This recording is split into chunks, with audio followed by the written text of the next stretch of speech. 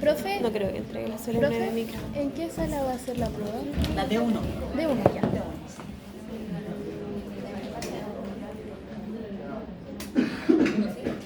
¿Cuál es La de uno, la que tenemos preclínico.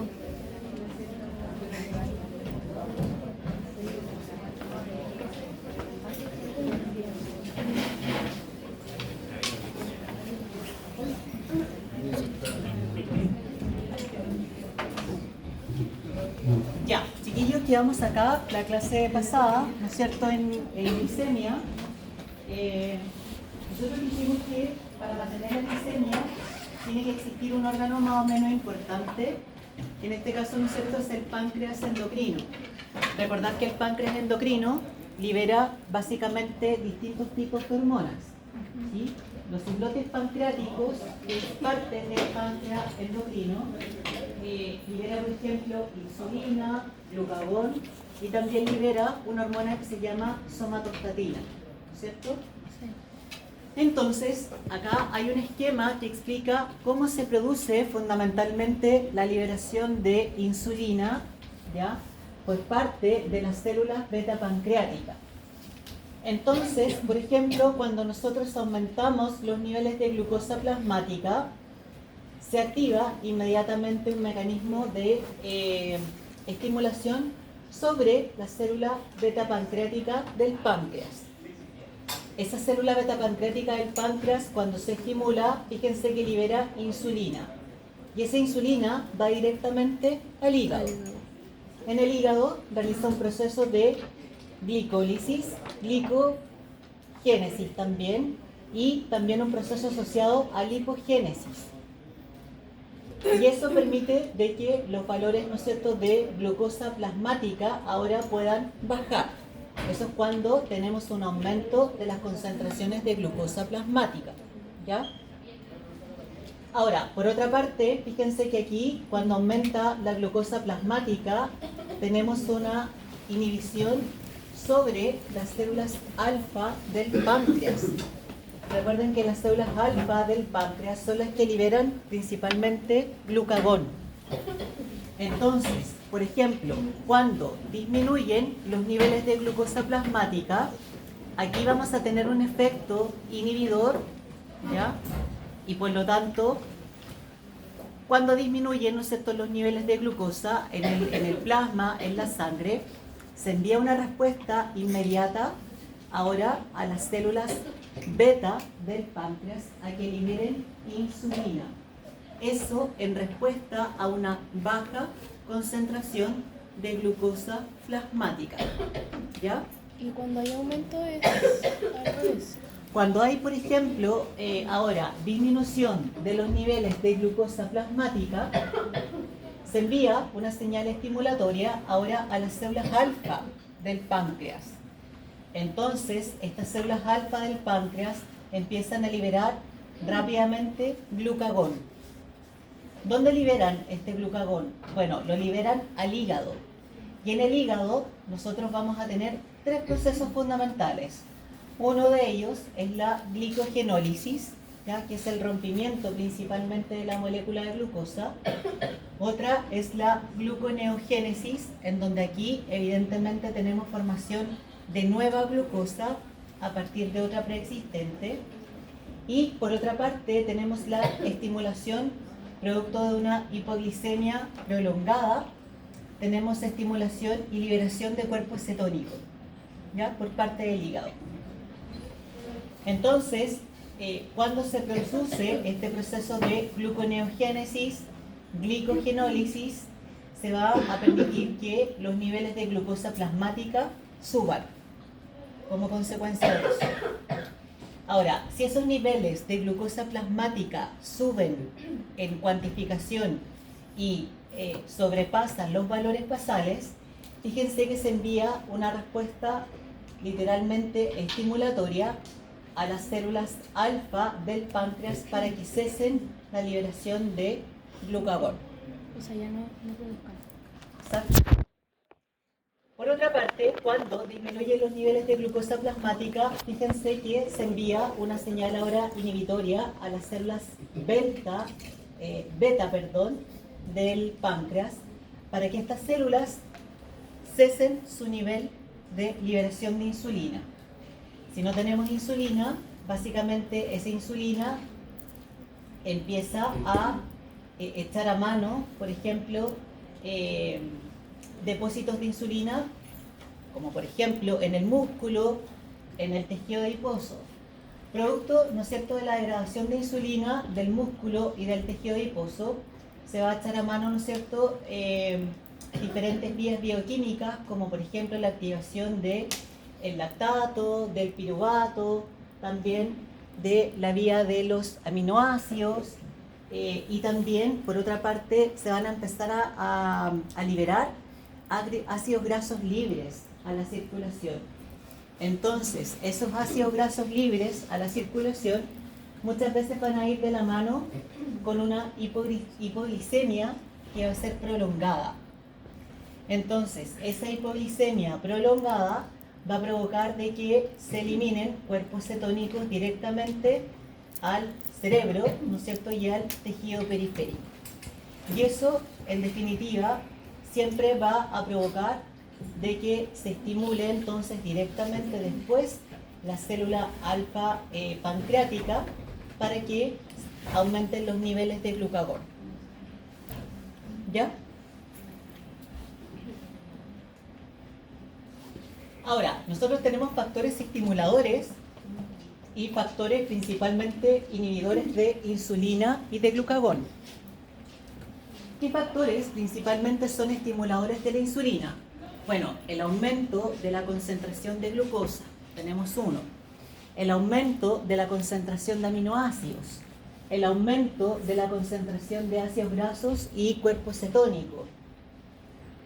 Los mismos niveles de glucagón, el cortisol, el péptido insulinotrópico dependiente de glucosa, el potasio, la estimulación vagal, producto de la acetilcolina, las sulfanilureas, que son un medicamento que se utilizan principalmente para tratar diabetes mellitus. La obesidad es un factor que es estimulador para que se libere insulina.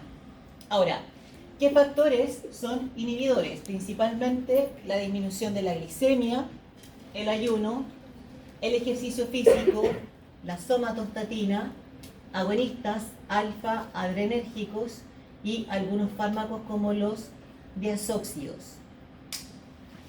Ahora, ¿qué factores son estimuladores principalmente del glucagón? Del glucagón principalmente factores estimuladores, por ejemplo, el ayuno, la disminución de la concentración de glucosa, el aumento de la concentración de aminoácidos también, especialmente arginina. La colecistoquinina es una hormona que principalmente va a provocar una acción digestiva. Cuando veamos digestivo esto lo vamos a ver. También tenemos, fíjense, los agonistas beta-adrenérgicos y la acetilcolina. Y factores inhibidores de glucagón, fíjense, insulina, somatostatina, aumento de la concentración de ácidos grasos y cuerpos cetónicos. Y nos vamos a la calcemia.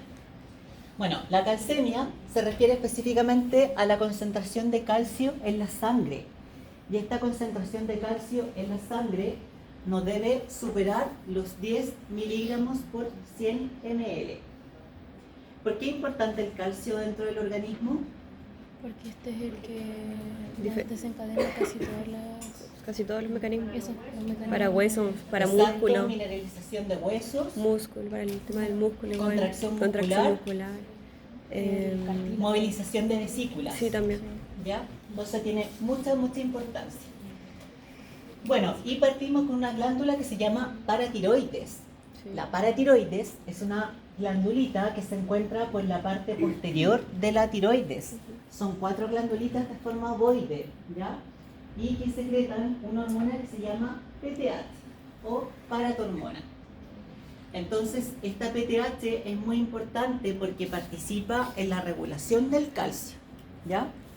Bueno, es una glándula que básicamente tiene una dimensión de 5 a 3 milímetros cada una, tiene un peso de 130 miligramos combinadas y si ustedes se dan cuenta, acá tenemos la parte histológica de la glándula tiroides, acá vemos parte, ¿no es cierto?, de la glándula tiroides y vemos una estructura como bien celular, como capsular, que corresponde entonces a la glándula paratiroidea. La paratiroides tiene dos tipos de células, las células principales, ¿ya?, que son las que liberan principalmente PTH, y tenemos otras células que se llaman células oxifílicas, ¿ya? Las más principales son estas celulitas que liberan esta hormona que se llama PTH, hormona paratohormona. Pero, ¿cuál es el rol del calcio dentro del organismo?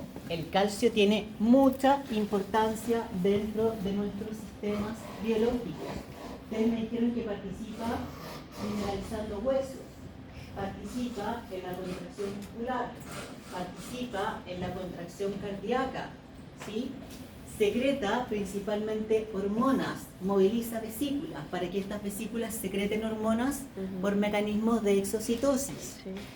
sí. Participa, fíjense, en la conducción nerviosa, activa e inactiva enzimas, actúa como segundo mensajero y por otra parte participa como unión fundamental para activar la cascada de la coagulación, ¿ya? Y las funciones, por ejemplo, que tiene el fosfato es que básicamente constituye parte de la molécula de ATP y lo otro es que participa principalmente sosteniendo parte de las hebras de DNA y RNA, ¿sí? Es parte de la arquitectura como grupo fosfato. El calcio, casi la gran mayoría de las veces, chiquillos, se encuentra de manera ionizado, es decir, nosotros tenemos distintas formas del calcio en el plasma, pero la que mayormente está acá siendo implicada en este proceso es la del calcio de forma ionizada, ¿sí? Es la que tiene más importancia dentro del punto de vista biológico. Bueno, uno puede, por ejemplo, absorber aproximadamente 1000 gramos de calcio en la dieta. Sin embargo, ese calcio muchas veces tiende, por ejemplo, a eliminarse, ¿ya? Trazas de calcio pueden eliminarse, pero lo importante de esto es que el 98% del calcio total es reabsorbido. El calcio nunca se pierde. ¿Por qué nunca se pierde? Porque necesitamos calcio para la contracción muscular, necesitamos calcio para la conducción nerviosa, para la contracción del músculo miocárdico, para favorecer, ¿no es cierto?, la liberación de vesícula, etcétera, etcétera. Entonces, fíjense que entre 175 gramos al día, ya en el intestino y en la orina, ese calcio se reabsorbe. Y el otro calcio, ¿no es cierto?, que puede andar en la circulación es para formar principalmente los huesos, para mineralizar los huesos, ¿ya? Entonces, el calcio se absorbe, ¿ya?, aproximadamente entre 175 miligramos al día, ¿ya?, dentro de los 1000 miligramos al día que podemos absorber a través de la dieta, fundamentalmente. ¿Dónde se absorbería el calcio? ¿En qué órgano se puede absorber calcio? ¿En el estómago? En el riñón. En el riñón. El calcio se absorbe a nivel intestinal. Todo el proceso de absorción de cualquier elemento, de cualquier alimento, ocurre a nivel del intestino delgado, ¿ya? A nivel intestinal. ¿Cómo se regula principalmente la calcemia? Partimos desde acá. Miren, si nosotros tenemos, por ejemplo, baja concentración de calcio en el organismo, se activa inmediatamente nuestra glandulita paratiroides, ¿cierto?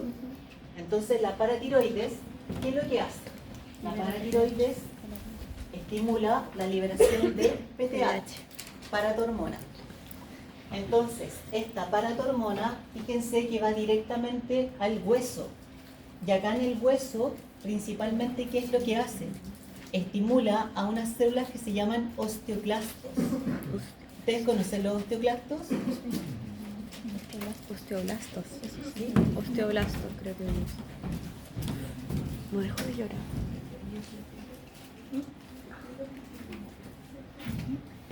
El osteoclasto es una célula que tiene forma como de serrucho. Entonces no. Entonces, para poder liberar calcio, como tenemos deficiencia de concentración de calcio, claro, la PTH empieza, o sea, la paratiroides empieza a elevar PTH, produce PTH. Y esta PTH lo que hace es estimular aquí al osteoclasto Para que produzcan más calcio. para que en el hueso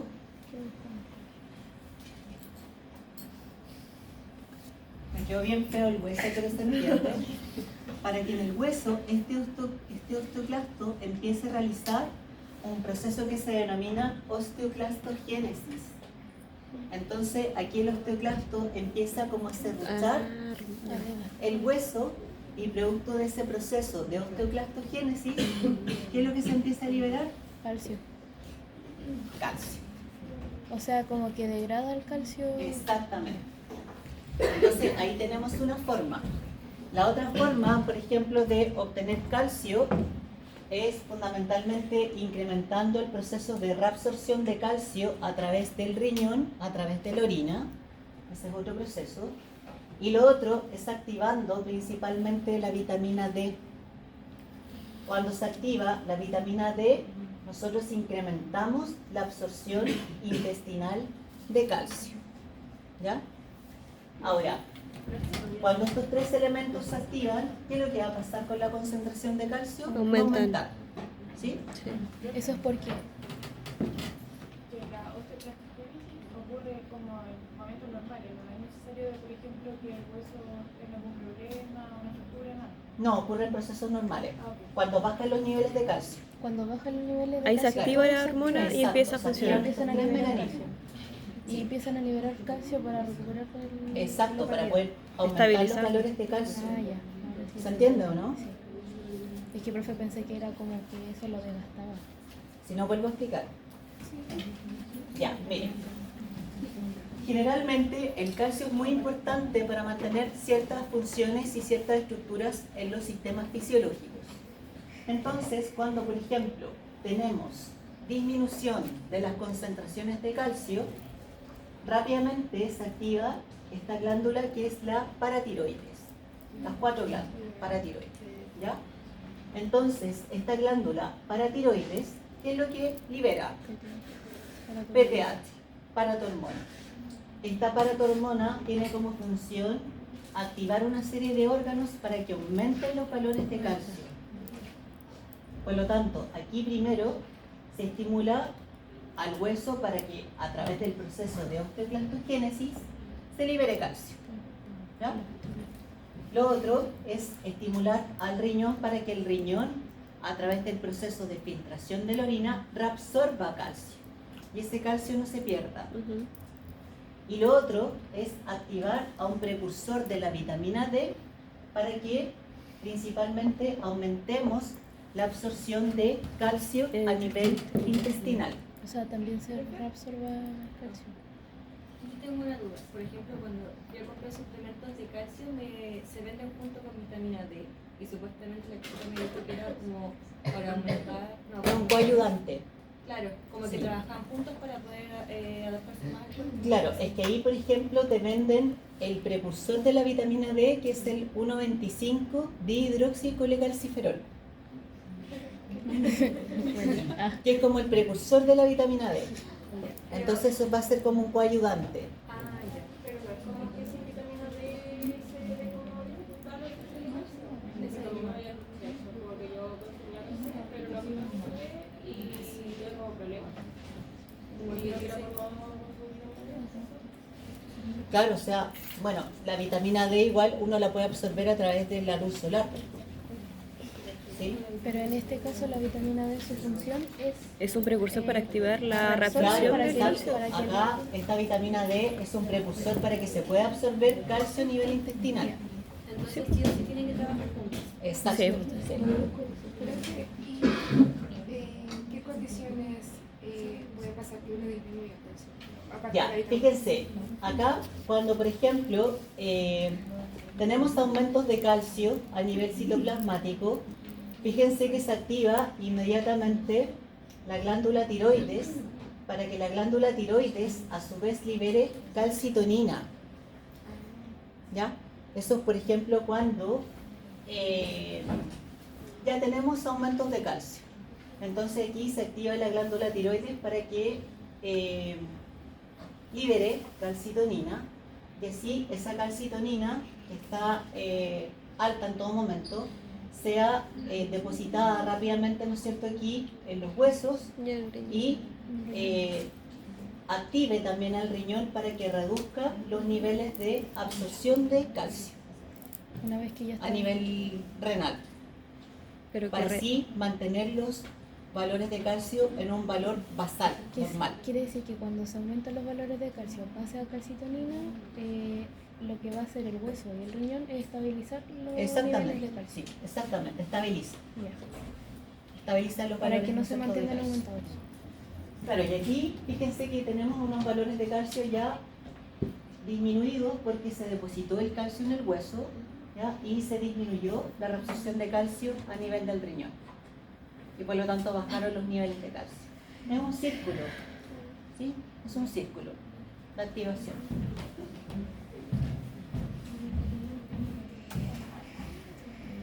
Ya, ¿qué me interesa de esta diapositiva? Me interesa de que ustedes sepan de que el calcio principalmente se absorbe a nivel del duodeno y a nivel del yeyuno. O sea, específicamente el calcio siempre se va a absorber a nivel del intestino delgado, ¿sí? Entonces necesariamente para que se pueda, por ejemplo, absorber calcio, necesitamos de un precursor de vitamina D, que es el 1,25-dihidroxicolecalciferol. Entonces, este 1,25-dihidroxicolecalciferol, vitamina D, va al núcleo de la célula, sintetiza proteínas, y estas proteínas van a permitir que el calcio que ingresa principalmente por canales de calcio, ya de manera paracelular, puede ingresar principalmente desde la célula del enterocito al torrente circulatorio. ¿Ya? Profe, el nombre igual hay que aprendérselo. No. Bueno, ¿cuál es la relación, por ejemplo, entre el calcio y el fósforo? ¿Cuál será la función del fósforo? ¿Cómo se regula en nuestro organismo? Puede inhibir también, porque no hablaban acá de cómo se inhibe.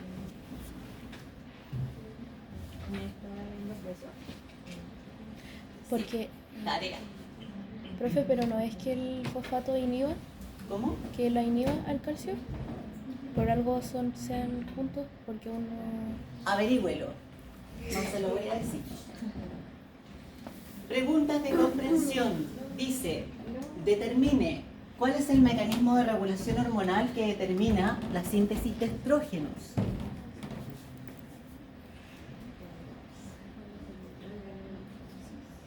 A ver, piensen, les doy 2 minutos.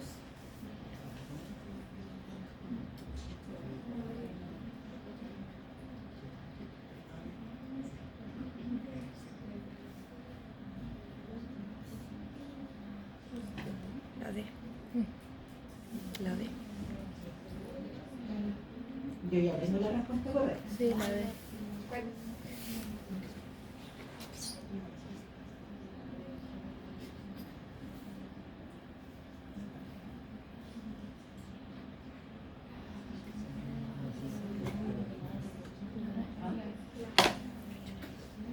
La autorregulación. Sí. ¿Por qué no le reconociste? ¿Te todo lo analizado en internet? Y me da mejor, me explican por Dice, qué. ¿cuál es el mecanismo de regulación hormonal que determina la síntesis de estrógenos? El AD, el hipotálamo estimula la ¿La D? gonadotropina.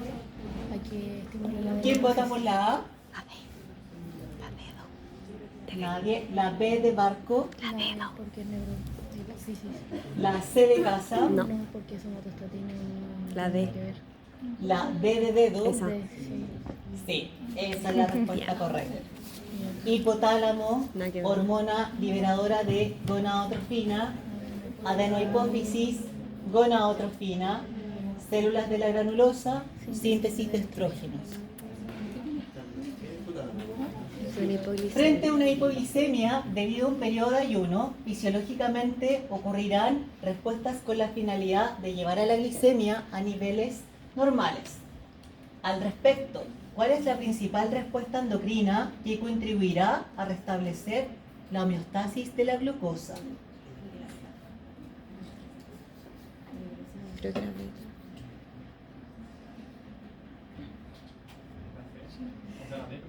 B. Liberación de glucagón. ¿Cuál sería la respuesta correcta? B. Creo que son. ¿La D de dedo? No. Células beta del páncreas, liberación de glucagón, músculo, captación de glucosa. Las células beta, ¿qué liberan? Las células beta e insulina. Ya, por lo tanto no es Es la D. correcta. Las células beta liberan insulina. Sí. Las alfa ¿Y qué se entonces. hace entonces? Células alfa del páncreas liberan glucagón. No. ¿Y qué pasa? Hígado, ¿Esa es? gluconeogénesis. Sí. ¿Esa es, profe? ¿Cómo? Células delta del páncreas, liberación de somatostatina. Es que la de 3 no tiroides, tiene nada que liberación ver. de No, T3. esa no. No.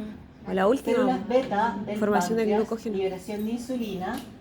Músculo, captación de glucosa. La D. Células alfa del páncreas, liberación de somatostatina. Hígado, formación de No, no, es la glucógeno. E, es la D. Es la D. Es la D. Porque las alfa liberan. O puede ser la B. Según yo, igual puede Las ser. alfa liberan glucagón. La alternativa correcta es la B de barco. La B. Es alfa. Porque la beta no era.